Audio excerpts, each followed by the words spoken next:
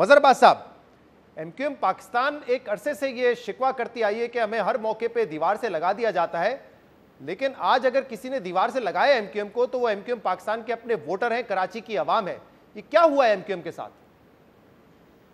शहजाद देखिए, बहुत वादे सूरत हाल नज़र आ रही है। NA-240 भी देखें, NA-245 भी देखें। इसमें एमक्यूएम की मेरा ख्याल है फंडामेंटल मिस्टेक एमक्यूएम पाकिस्तान की जो मुझे नज़र आती है वो PTI से अपना इत्तेहाद को तोड़ना है।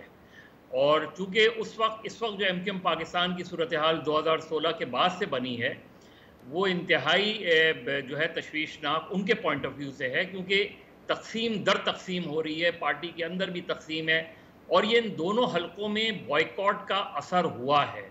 यानी जो एमक्यूएम का अपना वोटर है उसने एमक्यूएम पाकिस्तान पर अदम एतमाद किया है इस चीज़। और ये बात ख़ास तौर पे इस NA-245 में वो बॉयकॉट का असर ज़्यादा हमें नज़र आता है।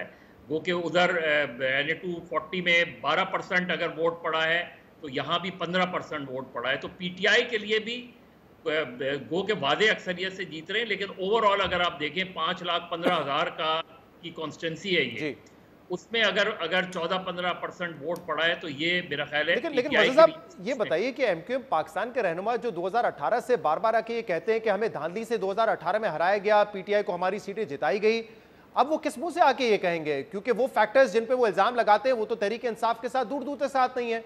तो फिर आज भी अगर उनको इतनी बुरी शिकस्त हुई है कि अगर फारूक सत्तार के वोट मिला लें, एमक्यूएम पाकिस्तान के मिला लें, तब भी इतने पीछे, तो किस मुंह से वो कहेंगे कि धांधली हुई है 2018 में और हम सबसे मकबूल जमात है कराची की? देखिए शहजाद, 2018 का फैक्टर इसलिए मुख्तलिफ था कि उस वक्त एमक्यूएम के अंदर वो तो हुआ था, एक मेजर स्प्लिट तो आई थी, लेकिन फिर भी लोगों ने उस लिहाज से PTI ने उस तरीके से इन रोड नहीं किया था। यानी PTI की उस वक्त इतनी मकबूलियत हमें रोड पे नज़र नहीं आ रही थी। तो ये एक फैक्टर है। मैं समझता हूँ कि अगर 2018 के बाद एमक्यूएम और PTI का जो इत्तेहाद बना था और जो एमक्यूएम निकली है तो वो कोई बहुत वाज़ेह वजाहत नहीं कर सके कि वो। और दूसरी सबसे बड़ी गलती कि उनसे निकलकर उन्होंने पीपल्स पार्टी से इत्तेहाद किया। अब पीपल्स पार्टी के हवाले से एमक्यूएम का जो वोटर है उसका एक अपना ख़ास मिजाज है, तो उसने इस फैसले को कतई तौर पे एक्सेप्ट नहीं किया। तो एमक्यूएम के अंदर जो इस वक्त थिंकिंग है वो यही है, और मेरा ख्याल है लोकल बॉडीज इलेक्शन में भी उन्हें बड़ा नुकसान होने जा रहा है। जो आप बात करें बड़ी इंटरेस्टिंग है, क्योंकि एमक्यूएम 3-3.5 साल ये कहती रही कि महंगाई की जो सारी जिम्मेदारी आती है, जब हम PTI के साथ थे वो PTI पर आती है, और अब हम PTI को वोट ऑफ नो कॉन्फिडेंस में इसलिए उनके खिलाफ वोट दे रहे हैं और शहबाज शरीफ की हुकूमत इसलिए ज्वाइन कर रहे हैं क्योंकि पाकिस्तान मुश्किल में है, हम पाकिस्तान को बचाना चाहते हैं। लेकिन आप कह रहे हैं कि उनके वोटर ने, कराची की आवाम ने ये बाय नहीं किया इस चीज को। देखें शहजाद, एक तो उन्होंने, क्योंकि जो अगर आप देखें ना उनका जो मुआहिदा हुआ था वो ये जस्टिफाई नहीं कर सके कि उस मुआहिदे की वॉयलेशन कहाँ की है PTI ने।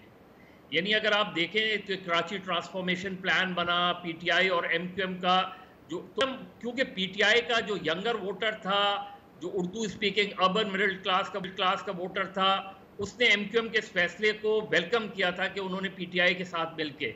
और अगर PTI और एमक्यूएम का ये इत्तेहाद आज तक चलता रहता तो मेरा ख्याल है इसका फायदा एमक्यूएम पाकिस्तान को ज्यादा होता, क्योंकि एमक्यूएम के अंदर इतने फ्रैक्शंस हैं। बहुत बहुत शुक्रिया।